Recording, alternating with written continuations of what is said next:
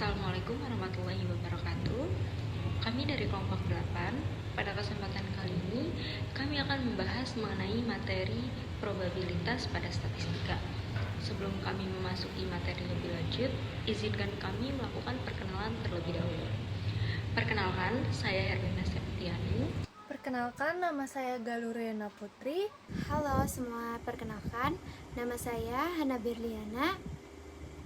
Nah, jadi pembahasan kami kali ini adalah kami akan membahas mengenai probabilitas, kemudian ada pendekatan probabilitas, lalu ada ruang sampel, asas-asas menghitung probabilitas, dan manfaat probabilitas dalam penelitian. Nah, yang pertama-tama saya akan membahas terlebih dahulu mengenai probabilitas. Apa sih probabilitas atau peluang itu? Jadi, probabilitas atau peluang adalah ukuran untuk menyatakan seberapa besar kemungkinan suatu kejadian akan terjadi. Nah, nilai dari probabilitas ini yaitu antara 0 sampai dengan 1 atau dalam presentasi. Nah, 0 berarti mustahil terjadi, sedangkan 1 itu pasti terjadi. Contohnya adalah matahari terbit dari timur. Nah, ini probabilitas 1 karena pasti terjadi. Nah, yang kedua ada kambing yang melahirkan sapi. Ini termasuk probabilitas 0 karena suatu kejadian yang tidak mungkin terjadi. Nah, probabilitas ini digunakan di berbagai bidang. Contohnya seperti matematika, ilmu pengetahuan, atau lainnya. Jadi, untuk membantu memprediksi suatu kejadian berdasarkan atau pengetahuan yang ada. Selanjutnya, saya akan membahas mengenai peristiwa pelemparan mata uang logam. Pasti di sini teman-teman udah sering banget dengar di materi ini mengenai pelemparan mata uang logam. Nah, jadi mata uang logam itu memiliki dua sisi, yaitu gambar di satu sisinya dan satu sisinya lagi adalah angka. Jadi kita akan bahas untuk rumus keduanya. Yang pertama itu peluang munculnya sisi gambar atau PG.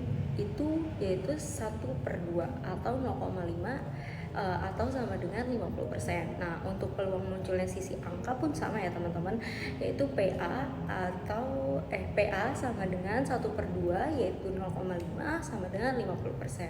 Nah, selanjutnya kita akan bahas peristiwa pelemparan dadu. Kalau tadi peristiwa mata uang logam itu ada 2, di peristiwa pelemparan dadu itu ada 6 teman-teman, karena dadu itu bentuknya kan kubus, jadi memiliki sisi 6, yaitu dari angka 1, 2, 3, 4, 5, 6. Nah, setiap sisi ini memiliki peluang yang sama untuk memunculkan satu dadu pada saat pelemparan. Nah, karena bentuknya simetris dan seimbang. Nah, selanjutnya kita akan bahas mengenai peristiwa kartu Bush atau yang biasa disebut dengan kartu Remi. Jadi dalam kartu Remi itu ada 4 jenis atau gambar ya teman-teman. Dia ada gambar jantung, gambar diamond, sekop, dan gambar cengkeh. Nah, di setiap gambar ini memiliki 13 kartu, yaitu ada as, angka 2 hingga 10, jack, queen, dan king. Jadi totalnya 4 dikali 13 itu 52. Nah, sekarang pertama kita coba cari jika terpilih kartu as. Nah, jika kartu tersebut dikocok, probabilitas yang muncul pada kartu as itu, karena ada 4 kartu as dari setiap jenis, jadi as jantung, as diamond, as box, dan as cengkeh. Jadi P as atau peluang untuk kartu as sama dengan 4/52. 4-nya itu total dari kartu asnya yang tadi, jantung, diamond, sekop, sama cengkeh, per 52 adalah total dari kartunya. Jadi sama dengan 1/13. Nah, selanjutnya kita coba cari peluang terpilih kartu jantung. Nah, kan tadi dalam satu jenis itu ada 13 kartu. Jadi dalam satu jenis kartu jantung ini berarti ada 13 kartu dari total 52 kartu. Nah, rumusnya adalah P jantung sama dengan 13/52 sama dengan 1/4. Nah, selanjutnya di sini kita akan bahas mengenai peluang terpilih kartu merah. Nah, di sini teman-teman bisa lihat saya memasukkan contoh gambar dari 4 jenis kartu ini. Di sini ada heart sama diamond atau jantung dan diamond di kartu merah. Karena kan kita mau cari nih yang kartu merah. Nah, di sini kan ada 2 jenis, ada yang jantung sama diamond. Jadi kita masukin aja. Karena total dari kartu merah itu kan satu jenisnya ada 13, jadi 13 untuk kartu jantung dan 13 untuk kartu diamond. Jadi totalnya ada 26 kartu. Nah, kita masukkan dengan rumus, yaitu P merah sama dengan 26 kartu dibagi atau per 52 hasilnya 1/2. Nah, kita kan udah bahas beberapa peristiwa dalam pengerjaan probabilitas ya teman-teman. Cuman kalau teman-teman masih ada yang bingung, sebenarnya rumus mudahnya adalah P atau peluang sama dengan jumlah hasil yang diinginkan per jumlah total hasil yang akan mungkin. Seperti itu ya teman-teman. Di sini saya udah tulis yang sudah saya kotakin. Itu adalah rumus mudahnya. Jadi hanya perlu diingat, yaitu rumusnya adalah peluang sama dengan jumlah hasil yang diinginkan dibagi dengan jumlah total hasil yang mungkin. Seperti itu. Jadi yang perlu dipahami mengenai probabilitas itu ada 3 hal ya teman-teman. Yang pertama ada di percobaan. Jadi percobaan adalah suatu kejadian atau proses yang menghasilkan satu atau lebih kejadian yang tidak pasti atau secara acak. Nah, contoh-contohnya di sini saya sudah lampirkan, yaitu yang pertama ada melempar uang logam. Nah, alasannya itu karena bisa saja muncul antara gambar ataupun angka. Selanjutnya contohnya ada di melempar dadu, yaitu bisa saja muncul antara angka 1 sampai dengan 6. Nah, pada jual beli saham juga bisa, karena bisa saja terjadi harga naik atau inflasi dan harga turun atau deflasi. Nah, untuk mahasiswa yang belajar dengan keras itu bisa saja berujung dengan prestasi yang baik. Pada pertandingan voli pun bisa, karena bisa saja menang, kalah, ataupun seri. Jadi kesimpulannya itu setiap tindakan yang menghasilkan kejadian tidak pasti itu disebut percobaan dalam probabilitas. Nah, selanjutnya saya akan membahas mengenai hasil atau outcome. Jadi, hasil merupakan suatu akhir dari percobaan. Ketika ada kegiatan, maka akan ada hasil. Contohnya di sini saya udah lampirkan ya teman-teman. Di sini ada tabel percobaan dan ada hasil. Nah, tadi kan percobaan adalah kegiatan ya teman-teman, sedangkan hasil dari percobaan tersebut masuk ke tabel hasil. Nah, pada percobaan pelemparan uang logam, maka hasilnya bisa saja muncul sisi gambar ataupun muncul sisi angka. Nah, pada perdagangan saham bisa saja menjual saham atau membeli saham. Pada perubahan harga bisa saja harga naik ataupun harga turun. Nah, pada mahasiswa yang rajin belajar bisa saja lulus yang sangat memuaskan dengan lulus yang terpuji. Seperti itu dan seterusnya teman-teman. Jadi percobaan adalah kegiatannya, hasil dari percobaan tersebut disebut ini hasil atau outcome. Intinya adalah hasil adalah apa yang muncul setelah percobaan dilakukan. Setiap hasil adalah salah satu kemungkinan dari percobaan tersebut. Jadi intinya atau kesimpulannya, percobaan itu suatu kejadian yang menghasilkan beberapa kemungkinan. Contohnya pada pertandingan bola tadi. Nah, hasil atau outcome-nya itu semua kemungkinan yang bisa terjadi, yaitu antara menang, kalah, ataupun seri. Nah, peristiwanya itu fokus pada kemungkinan hasil tertentu yang ingin diperhatikan atau dianalisis. Misalnya hanya Liverpool menang. Nah, seperti itu. Nah, di sini ada contohnya teman-teman dari percobaan kegiatannya, yaitu hasilnya pada pertandingan Liverpool menang, Liverpool kalah, ataupun seri. Nah, untuk peristiwanya adalah Liverpool menang. Yang kedua, ada pendekatan probabilitas. Nah, dalam menentukan suatu tingkat probabilitas terdapat 3 pendekatan, yaitu yang pertama adalah pendekatan klasik, yang kedua adalah pendekatan relatif, dan terakhir adalah pendekatan subjektif. Nah, di sini kita akan bahas yang pertama dulu nih, pendekatan klasik. Nah, pendekatan klasik ini mengasumsikan bahwa sebuah peristiwa mempunyai kesempatan untuk terjadi yang sama besar. Probabilitas suatu peristiwa kemudian dinyatakan sebagai rasio antara jumlah kemungkinan hasil dengan total kemungkinan hasil. Rasio peristiwa terhadap hasilnya nih. Nah, di sini ada tabel nih. Percobaan, hasil, dan probabilitas.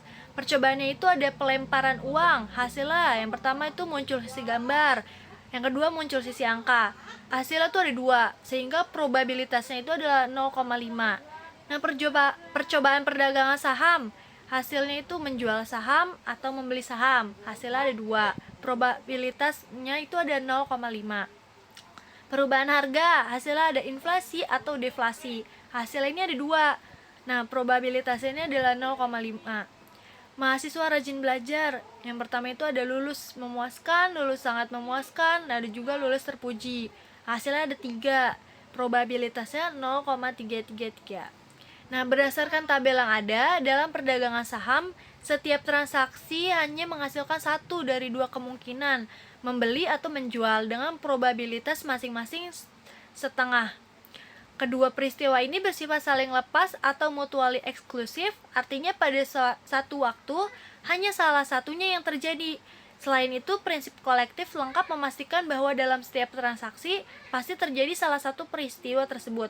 Tidak ada transaksi tanpa hasil sehingga semua kemungkinan telah tercakup. Yang kedua ini ada pendekatan relatif. Nah, besar probabilitas suatu peristiwa bergantung dengan berapa banyaknya suatu peristiwa terjadi dari keseluruhan percobaan atau kegiatan yang dilakukan.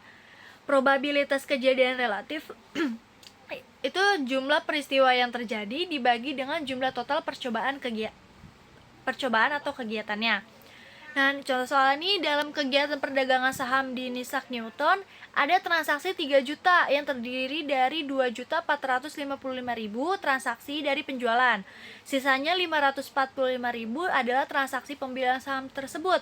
Peristiwa ini merupakan aksi dari profile taking, maka probabilitas penjualannya itu ada 2.455.000, yaitu jumlah peristiwa yang terjadinya, dibagi dengan 3 juta jumlah total percobaan atau kegiatannya, sehingga probabilitasnya adalah 0,82.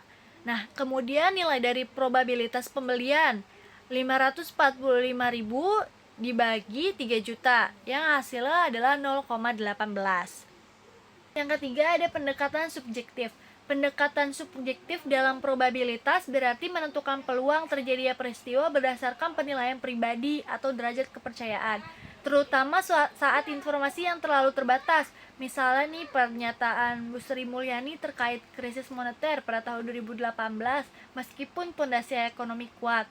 Atau bisa juga prediksi bahwa Ariel dan Bunga akan mendapat nilai D dalam mata kuliah statistik deskriptif. Nah, ini merupakan contoh penilaian yang tidak sepenuhnya didasarkan pada data objektif, melainkan pada persepsi dan keyakinan pribadi. Selanjutnya, saya akan menjelaskan mengenai ruang sampel. Ruang sampel adalah kumpulan semua hasil yang mungkin dari suatu percobaan acak. Contoh pertama, kalau kita melempar satu koin, ada dua kemungkinan, gambar atau angka. Jadi, ruang sampelnya adalah G, A. Kalau dua koin dilempar bersamaan, hasilnya jadi 4 kemungkinan. Misalnya AA, AG, GA, dan GG. Contoh lain, kalau kita melempar dadu, ruang sampelnya adalah angka 1 sampai 6, yaitu 1, 2, 3, 4, 5, dan 6.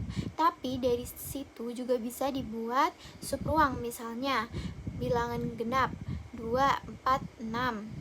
Lalu bilangan ganjil 1, 3, dan 5. Jadi ruang sampel membantu kita untuk tahu semua kemungkinan yang bisa terjadi sebelum kita hitung peluangnya. Di slide ini saya akan menjelaskan rumus dasar untuk menghitung probabilitas. Rumusnya ditulis seperti ini. P dari A sama dengan N dibagi M. Artinya P dari A adalah peluang atau probabilitas terjadinya suatu kejadian A, N menunjukkan banyaknya kejadian yang diinginkan, M adalah jumlah seluruh kemungkinan kejadian yang bisa terjadi.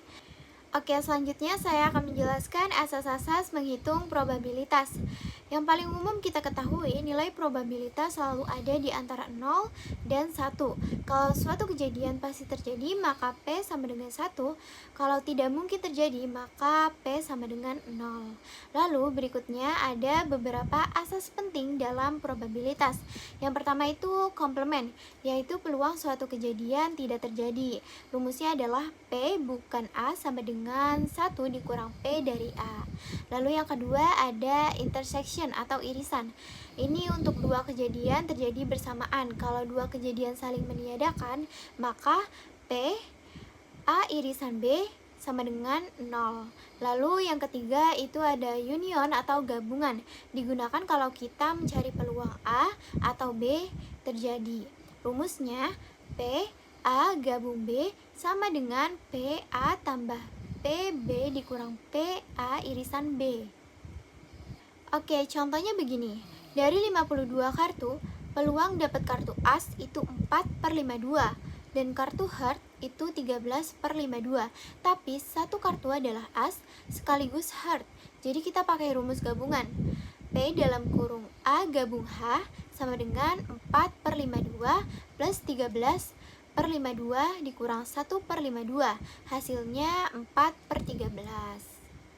Oke, selanjutnya ada contoh lain, yaitu dari 5 mahasiswa, 2 adalah wanita dan 2 orang berusia lebih dari 20.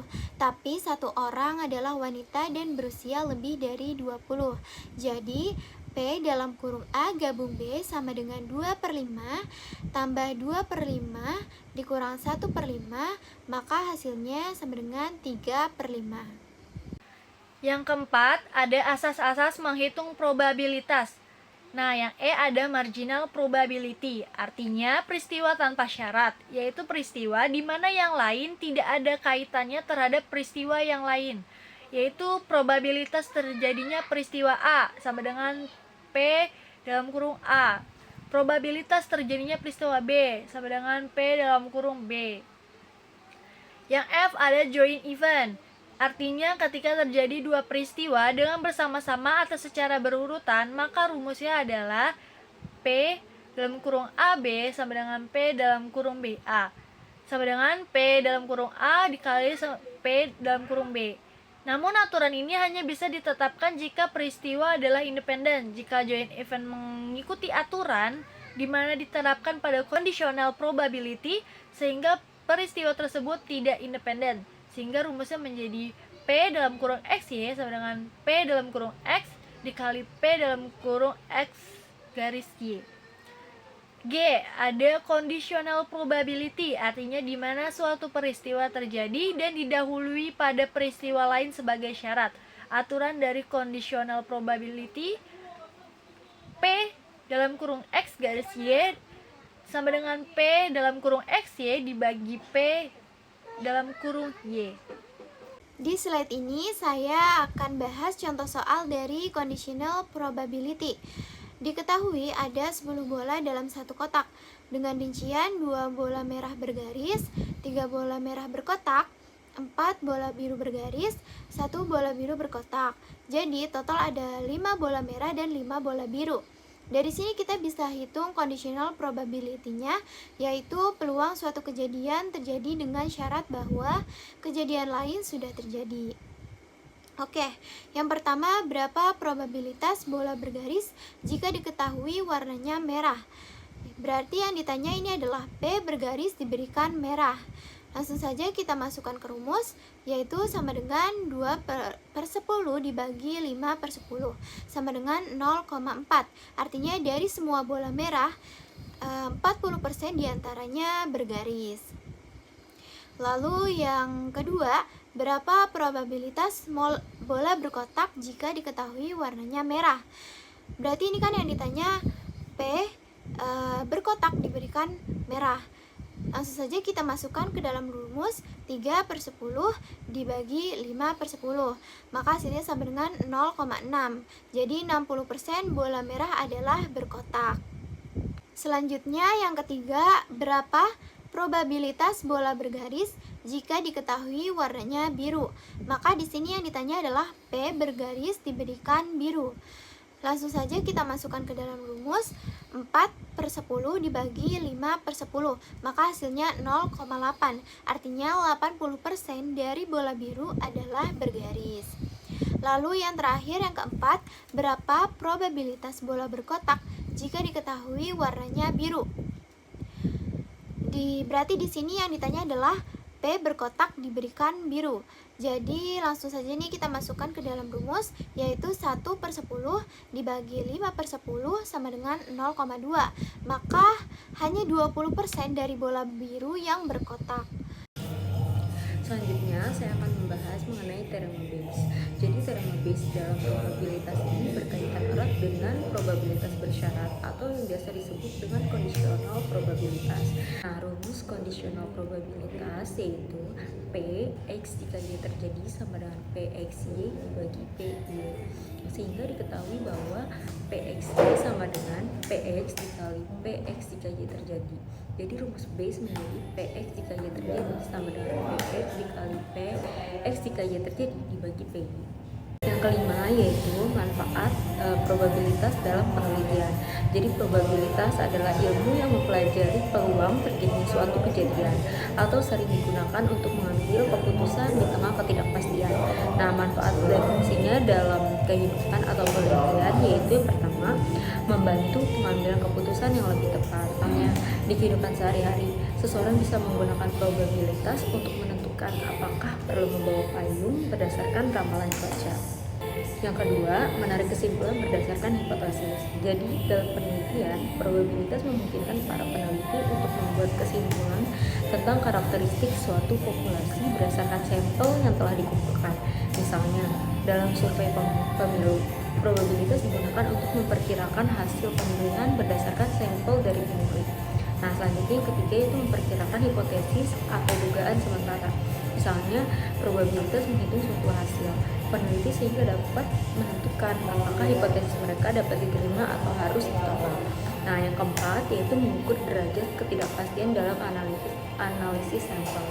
Misalnya, dalam statistik inferensial, probabilitas digunakan untuk menentukan sejauh mana hasil dari sampel dapat digeneralisasikan ke populasi yang lebih luas. Contohnya, dalam ekonomi, probabilitas digunakan untuk menganalisis risiko investasi.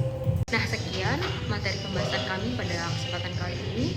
Semoga dapat dipahami dan bermanfaat untuk belajar bersama-sama. Mohon maaf bila ada kesalahan kata. Wassalamualaikum warahmatullahi wabarakatuh.